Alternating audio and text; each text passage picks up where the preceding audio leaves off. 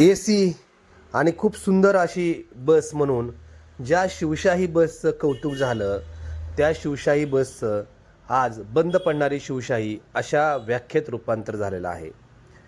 10 जून 2017मध्ये पहिल्यांदा मुंबई राजगिरी मार्गावर धावलेली शिवशाही बस आणि त्यातून तिचं झालेलं कौतुक आता खरं तर प्रेक्षकांसाठी संतापाचं कारण बनू लागलं आहे.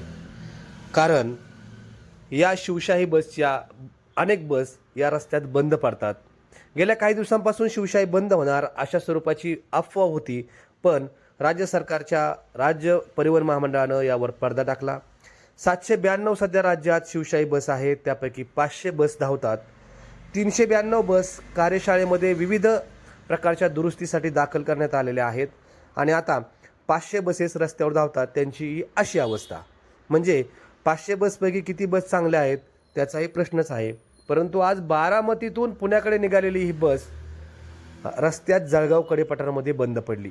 खरं तर सकाळी 6 वाजता लोक जातात, याचा अर्थ पुण्यामध्ये शासकीय किंवा इतर कामासाठी त्यांना वेळेत जावं लागतं, म्हणूनच सकाळच्या 6 वाजता ते बस पकडतात. परंतु ही 6 वाजता निघालेली बस जर 4-4 तास पुण्यापर्यंत पोहोचत नाही आणि जर पुण्यापर्यंत पोहोचायचा विषय सोडाच, पण ती अचानकच रस्त्यात बंद पडत असेल तर काय करायचं हा प्रश्न या निमित्तानं उपस्थित होतोय. खरं तर शिवशाही बंद पडते हे काय आता वेगळं कारण राहिलेलं नाही. शिवशाही सातत्याने बंदच पडते आणि अनेकदा चालू झालेली बस अत्यंत कमी वेगाने ती चालताना दिसते. तिचे 40-50च्या स्पीडने ही बस जात असल्याने 2-2.25 तासाचा प्रवास आता 4 तासांवर पोहोचला आहे.